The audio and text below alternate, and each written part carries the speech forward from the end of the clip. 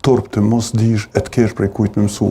Nuk do të shpiket ujë nxehtë, të analizohen cilat hape kanë marrë vend të rajonit, cilat janë strategjitë e vendeve europiane dhe në këtë drejtim besoj me një vullnet mirëfillt mund të gjendet, do thotë një modalitet i mirëfillt që do të ndikoj të paktën për një periudhë caktuar kohore në aspekt pozitiv, mi po shqetësuese jo vetëm shoqata e naftarëve, po nuk ka do thotë një zë unik për një vendim konkret edhe nga përfaqësuesi i biznesit, edhe nga sindikatat, vendet e ndryshme kanë përdorur scenario të ndryshme.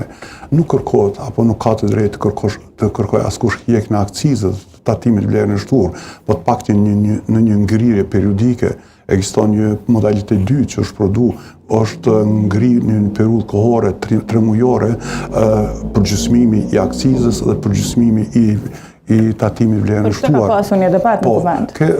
Ekziston një mundësi, do thotë tjetër, e cila ka të bëjë me subvencionim.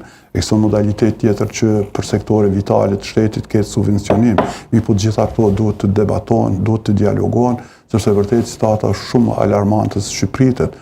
Shumë shtete kanë marrë hapa të tillë të ngrirjes apo të pezullimit të akcizës apo të tatimit të vlerën e shtuar, e përkundër asaj që kanë deri në 74 ditë rezerva të naftës në rregullativën europiane, çdo shtet është i obliguar të ketë rezerva shtetërore të produkte strategjike në 90 ditë. Këtë komoditet Kosova nuk e ka, prandaj sot në berz apo në import biznesmenët kosovarë paguajnë 1 litër të naftës 77 cent.